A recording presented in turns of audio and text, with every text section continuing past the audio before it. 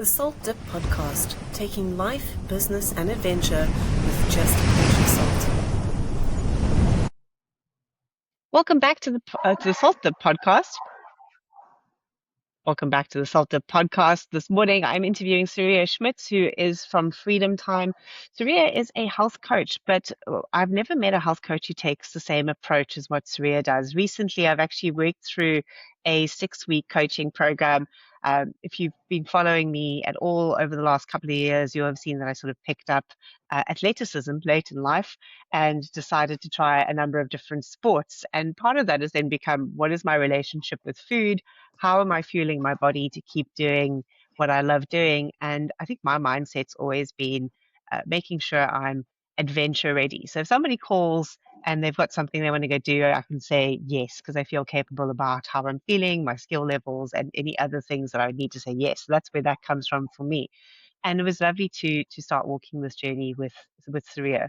So yeah, Sorea, could you tell us a little bit about your business, your approach, and why you do what you love doing? Mm, sure, 100%. Yes, so as you say, I'm a health coach with a little bit of a different angle. So I call myself an intuitive eating health coach. And I always get a little bit of a blank stare when I say intuitive eating. It's like, what on earth is that? But what people don't realize is that we actually were all born intuitive eaters. We all knew when we were hungry, when we were small, we either would cry when we were a baby, or then we would eat it. We would stop eating once we were full. But somehow through life's journeys, we all sort of lose that touch with our bodies. So what I do with intuitive eating, it's literally about trying to go back again to when we were children, when food was really just food.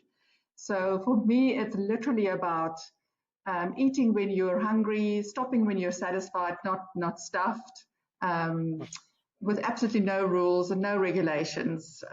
There could be an intuitive eater would probably have ice cream in the freezer or chocolate in the cupboard and sort of forget about that. Nice. Or also, if you go for a really big meal, there's no sort of making up for it the next day with more exercise or eating less. It's just what it is. And nothing is off limits. There's no good or bad food. It's just some food are more healthier than others, yes. But that doesn't mean we only eat apples and never allow ourselves a piece of apple pie when the occasion arises. So yeah, it's literally about getting back in touch with our innate instinctual desires in terms of and food become just food. And really that whole thing of being able to distinguish between what is a craving and what is real hunger and what is thirst, and that there's also no rules around that. I think a lot of people have given cravings a really bad rap. We all have cravings, nothing wrong with that. And why should you then, beat yourself up because you had a bit of a chocolate or whatever? So yeah, it's really about taking care of the food police, taking care of the critic in the background, going on and on and on about what you should and what you shouldn't.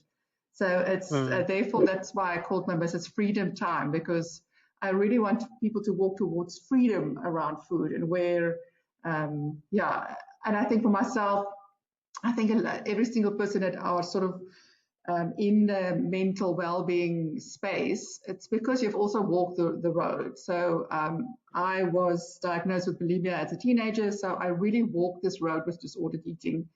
And I think, therefore, I really can understand the in-depth, not just panic, but really life can become really small if everything and all is just about food. So it's all that fear around food and fear. The whole thing for me is that food should just take the correct priority in life, and it's something to be enjoyed. It's not something to be feared. So that is sort of in a nutshell what I do. Fantastic. Yeah, and I think, we don't realize how regulated our space is around food until you start breaking those walls down. Like for me, it was really interesting to sort of go, you don't realize what rules and what allowances you've set up for yourself.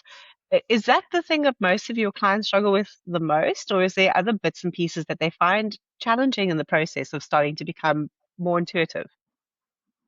It's very much what you say. It's people would come with a long set of rules by the way they eat, and then they don't stick to those rules, and then the guilt and the shame because of those rules. And it's become completely subconscious. They don't even know about it. Like very much the first session would be all, I can't eat this because of that, and I won't eat this because of that, and when I eat this, then that. And eventually, Mm. by the sixth or time that we see one another, somehow those rules have just sort of disappeared. So yes, I think a lot of people sort of they think, oh no, I've stopped dieting long ago. But they don't realize if you have rules and regulations around the way you eat, you actually are still dieting. You are still Yeah. forcing yourself to eat in a way that's maybe a bit unnatural, and it's not a sustainable way of eating. And therefore we break those rules, and then we are floundering because we don't know what to do now. So for me, it's all about let's go and have a look at every one of those rules and see where they fit in and see where they make life maybe a bit smaller than it should be. So yeah, it's very much. We can't get away from social media, and we're so bombarded with the latest diets. And at the moment, it's very much intermittent fasting is the latest thing, and Yeah. protein. Everyone is not eating enough protein. So, and then everybody try that. And then somehow, if they fail on those diets, they never make it about the diet. It's always about them being the loser, being Mm. can't stick to anything.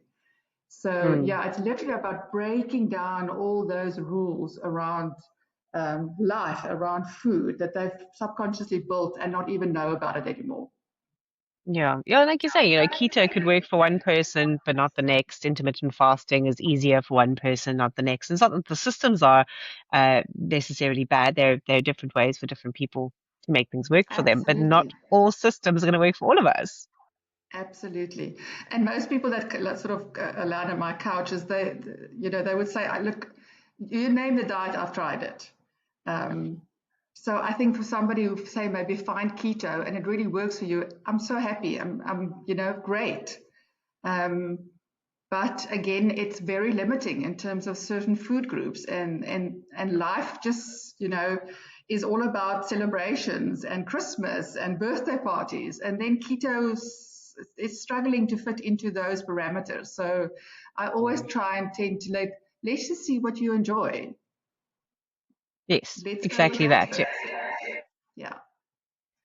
Nice. Yeah, that's good because also, like you say, there's a consciousness around it, and still, like, wanting to be healthy, making the best choices for your body, but enjoying the process as well, and Yes.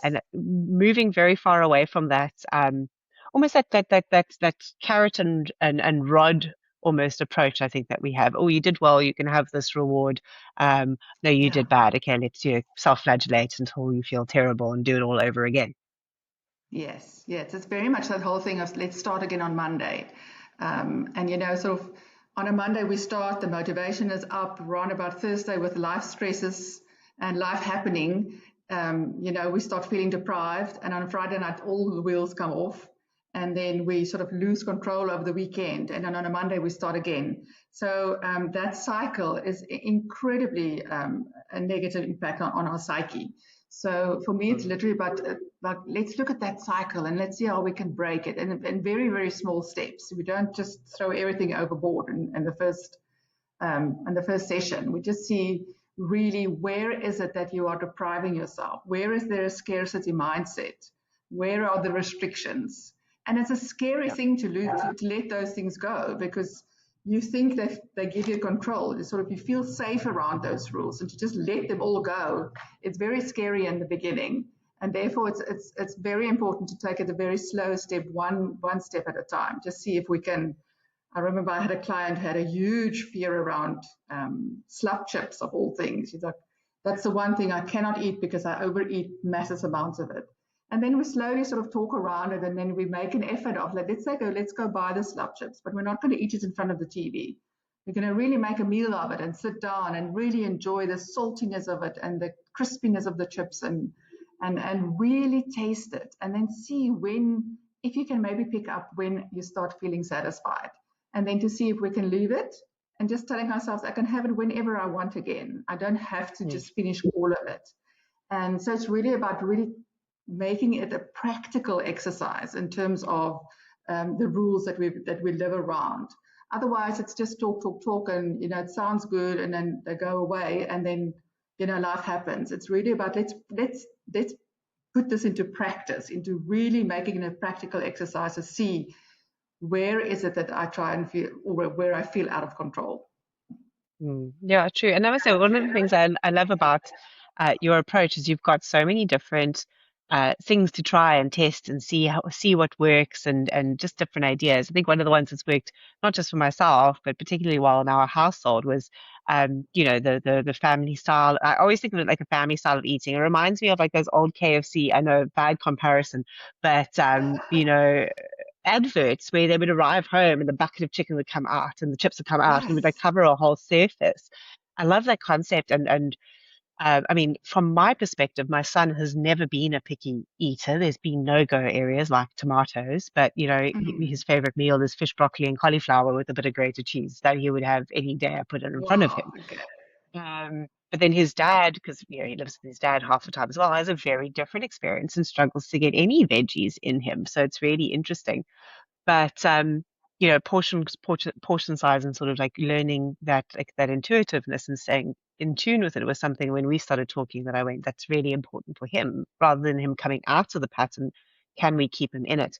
And it's been interesting Yeah. doing that. So putting it all on the table, letting him dish as much as he wants. And Suria's advice, just so you know this as well, was put dessert on the table while everything else is there. And if they pick that first, let them. Um, Yeah. Interestingly, he never did, which is very Interesting. interesting to me. And every kid's Yeah. different as well. I mean, Yeah. as the adults, we were going, we should have the mousse first. Um, and he was like, no, he'll have it last. Yeah. Save the best for last. I said, okay, so there's a Yeah. Let's system for save him, the which is best for good. last. Yeah. Yeah. And it's all, And it comes from our childhood. It's these patterns that we've learned decades ago, and we never question them. Like as you say, save the best for last. Why? Because then your appetite is half of what it was at the beginning. Eat the best first. Why shouldn't you? yeah, yeah, So it's by the interesting. time Yeah, that you like you say. save the best for last, it's really by that time you're maybe already in the bracket of overeating, because if you eat it now, force Yes. yourself to eat everything else because it's healthier and or it's not as tasty. um, yeah, and then I think people don't realize is that once you start eating something, it's incredibly enjoyable. It's like a sensation explosion in your mouth. But by the time you sort of be your 10th or the 11th mouthful, it really doesn't taste the same anymore. But now we've No. saved the best for last. So the best doesn't taste the best anyway because your appetite is almost gone already. That's yeah, and I think that is such a good point. Yeah. And Yeah. yeah, it's been interesting doing that journey with him and as a family and figuring out that space. And also, of course, it's given us, I mean, not that we weren't eating together, we were, but we were dishing up in the kitchen. It's amazing how it Yeah, changes the whole dynamic and it becomes far more communal as well. So it almost takes food exactly. back into that space of connecting with other people, Yeah, which is yeah, yeah. really a big part of it. Yeah, and I think it's incredibly important to as soon as they sort of able is for children to dish up for themselves, to give that autonomy back to the child in terms of their appetite. Because how often have we sit with food in front of us because your mother was hungry and now you're supposed to eat the pumpkin, but you Mm, can hardly bring yourself to eat it. But because it was dished up and we don't want to waste, you force yourself, or we got forced to eat when we were not hungry. mm, And yeah, that's the one thing that we really need to try and steer away from when we yeah. have children. And I think with this family style of eating, I mean, one of the things he said to me initially was he will overdish for himself at the beginning and just, work with it. But it's amazing how quickly he sort of self-regulated. And, Yeah, yeah, we sometimes see where he hesitates. We go, okay, just start with that. You can always dish more just now if you want. So you can start seeing where the decision making comes in and he knows he's got that ability, or even if he's overdished, he can say, no, I'm done. He's not going to be forced to eat it all. Uh, and if he wants exactly. more, he can have more. Yeah, yeah. No, it's so important, and I think another thing that I find with a lot of people is that the father has a different attitude than the mother towards food. The mother is sort of nurturing and like my child needs all these different nutrients, and on the father's side again, it's like if you dished it, you better eat it because we're in this house, Yeah, we don't don't waste waste. food. Yeah, and I always say, if we're going to do the calculation of how many rands do we really, scrape into the bin in terms of monetary value, as opposed to forcing yourself to eat, or to overeat just because you don't want to waste money. Is that really an illogical argument? I think most of the time it isn't, because you're really not going to throw away a piece of steak just because somebody didn't eat it. Of course, you can have a leftover or make a salad or whatever, But yeah, just Yeah. to force somebody to eat something because in this house we don't waste, it's very much that way of we're starting to lose our innate contact with our bodily desires in terms of hunger. Yeah, and I think it's one of those things. It's almost like pound pound shy, penny foolish kind of a concept in a way, because yes, it's waste, but the longer term impacts of bad health is going to cost you a lot more than, like you said, that learning to deal with your Yeah, portion size for a couple of weeks, and what then you're going to get it spot on and you can move on with life. It's just an adjustment period, um, which exactly, is exactly. interesting. Yeah, it's all Yeah. about honoring your body, really. Are you honoring your wallet, or you're going to honor your body? And I think for one of my clients, she said to me, "Oh, that really made all the difference for me." When you said to me, "Who am I actually honoring here? If I eat food that I feel like I've dished up and now I'm not going to want to waste." So yeah, Mm. I think it's different things work for different people. Um, but I think that is, we don't know how ingrained that thought has become in our lives, and it needs to be looked at. Mm. Yeah, that does. And yourself, Surya, do you find that you're still doing a lot of research around this, finding different ways of thought? I know that you referenced one book when we started talking about it, and sort of as the founders of intuitive eating. But Yeah. yeah, what does that space look like? Are you finding that you're constantly researching and innovating, or is it quite like this is actually just the way it works? I think in the beginning I did a lot of research. I couldn't get enough. I'd sort of tried every single webinar and podcast and all the literature out there and all the practical exercise books. I did all of that. But there are ongoing research, of course, with intuitive eating, which I follow. I know those two people that are publishing at the moment, so I'm eagerly reading on those research. But at the end of the day, it's intuitive eating is a very simple model. And once you sort of get yourself, your head literally folded around the way of what this actually means for my life, it becomes a very simple a way of eating. So I don't think there's many more books that are going to be written about it, but it stays controversial because it's so against the normal grain of, this is the latest diet. This is the nearest. You can imagine what my algorithms look like. The Yeah. cardiologist says only eat these 3 foods and avoid these things, and the latest of this and the latest of that. So yeah, it is an exercise in itself to try and take away all the garbage that is out there and just stay with a true what is intuitive eating. So I follow a lot of podcasters and blogs, whatever, people sort of more on the eating disorder side who writes about it, and on Substack I follow quite a few people, but it gives me a lot of background in terms of how to deal with people that are really emotionally invested in a different and a wrong, let's not call it wrong, let's call it disordered way of eating. So yeah, I would never stop getting myself into courses around emotional eating and all of that. So that I really follow a lot. But as I say, with intuitive eating itself, there's not as much new on the market because the model is just simple and it should be like that.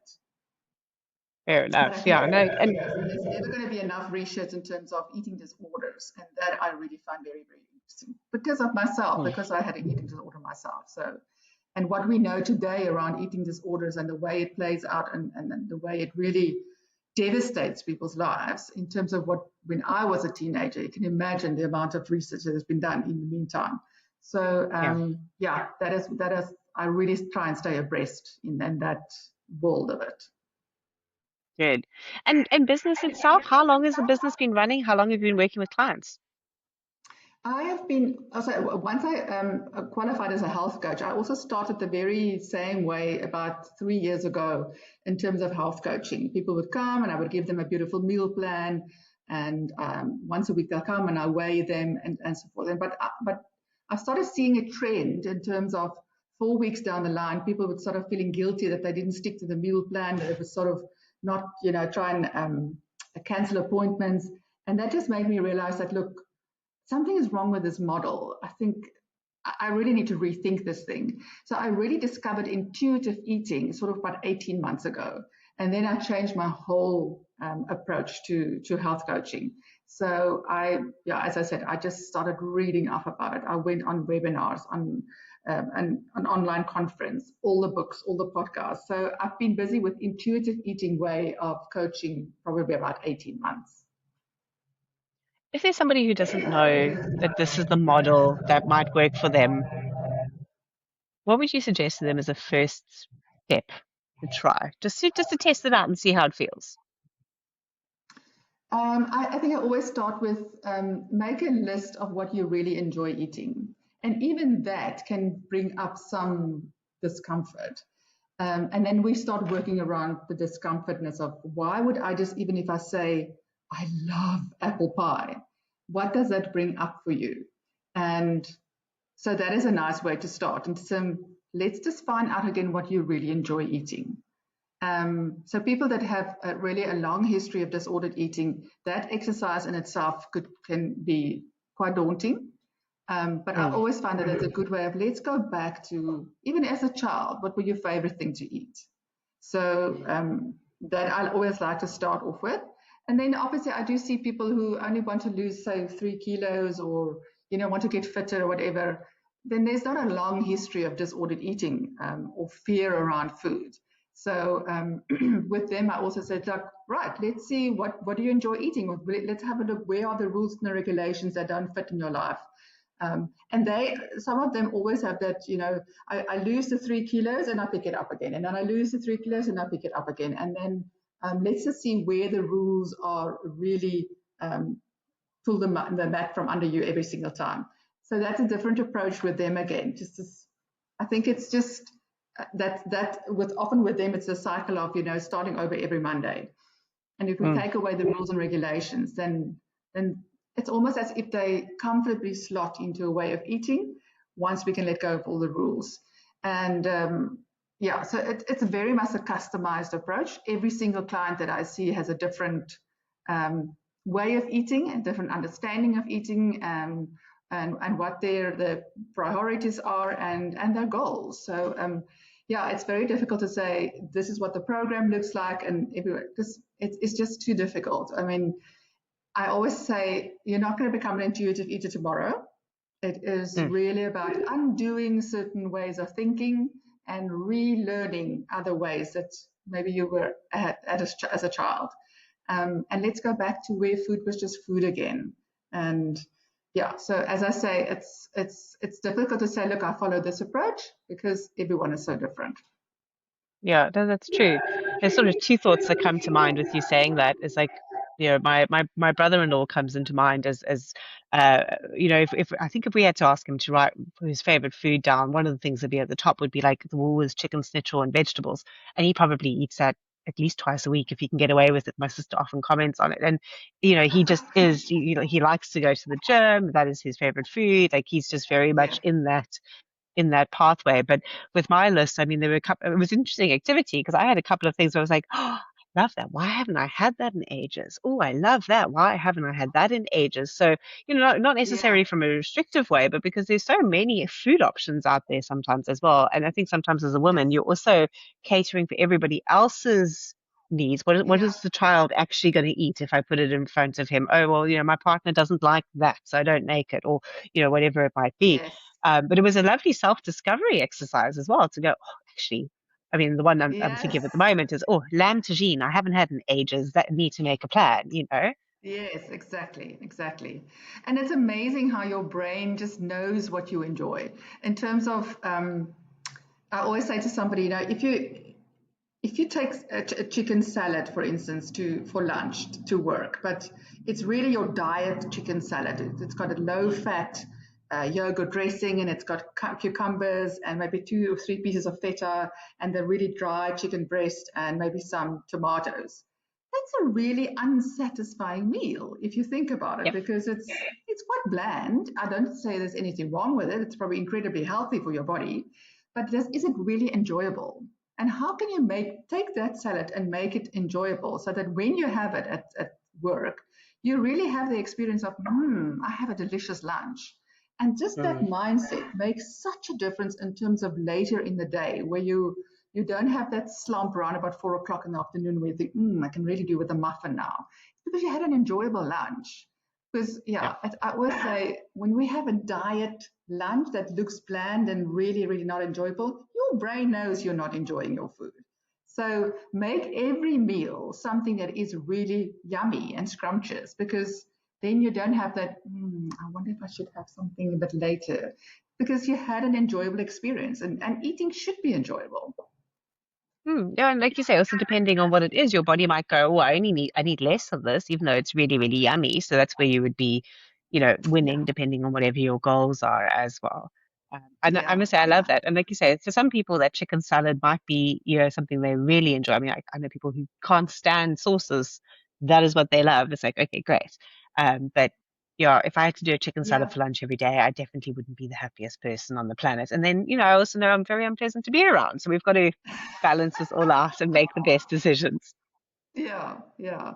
Last week I went to a corporate company, I won't name names, just to come and speak to the women in the office, and there were about 12 women, I think, and they had a competition going on with the biggest loser. Oh my word! Okay. It's just so sad. I wanted to cry when they told me, and when I came there with, listen, girls, I really think this might not be the best way in terms of trying to lose the weight, because um, it's just, I just see restriction, and deprivation in front of me. And when I explained to them, like, what is happening to our bodies when we deprive ourselves, and not just our bodies, but our brains, our minds. Hmm. How happens after 4 weeks? You were not the biggest loser, and maybe you just even gained a kilo. What is that going to do to your mindset? So yeah, it's unbelievable that there are still, that is the way that most women, I'm sorry to say, but most women still think about out there. There is just really such a need out there for people to let go of all these incredibly strict rules around food. And make no mistake, we live in a fat phobic society where people who are in larger bodies are often discriminated against and looked at as unhealthy and lazy and couch potatoes. And it breaks my heart, because why should you conform to rules just because all come in different shapes and sizes, and who says that one is better than other, or more successful, or more intelligent, or whatever it might be. So Mm. that is also, for instance, I have a client who is living in a really much larger body. And she said to me, I have no desire to lose weight. And I said, absolutely, then we don't have to lose weight. If you are incredibly happy the way, and with her, we walk a road of, how do I deal with society's discrimination against me? So yeah, Yeah. eating it's people don't realize, but there's people that living in larger bodies that have 100% health scores in terms of blood tests and so forth. So yeah, it's really such an individual a journey as well. No, that's true. And it's lovely that there's a space that can be cultivated for every individual. It's not a cookie cutter. It's not, this is the way we Yeah, do things. There's the door. That's if you don't want to meet those, exactly, the house. exactly. So no, that's brilliant. Saria, if someone wants to get hold of you and book, I know you, so I sort of mentioned this as well. Saria does her first session, and then we'll sort of work with you as to what works for you, because it isn't a cookie cutter approach, which I think is brilliant. If somebody Yes. wanted to book that first session with you, how could they go about doing that? They can definitely find me on Facebook. It's under my name. It's not Freedom Thyme yet. I'm still busy with my digital presence out there. But yeah, they can definitely email me. They can get hold of me through you. I don't know if I should give my phone number, but yeah, I'm not that difficult to get hold of. We can always just ask Perfect. Tamsin to We put could my details in there. Yeah. Perfect. I'll do that. And also when we launch this, I will put your link to your social media on there. And when you do change it out, we can fix it up so then you can get to Freedom Thyme. And I do just want to mention this because I am a copy editor, but I love that time is THYME. So you know exactly that you're dealing with food. I always love a good Yes. pun and when it works properly. So well done on that. Thank you. Thank you, Tamsin. This was really lovely. Yeah, thank you so much for joining me. I hope that our listeners all learned something a little bit different. Maybe we've left you with something to think about. And yeah, are you happy with how you're showing up? Are you happy with how you're treating yourself? And are you really enjoying what you're putting into your body? If not, Sorea is the person you need to be having a chat with. Perfect.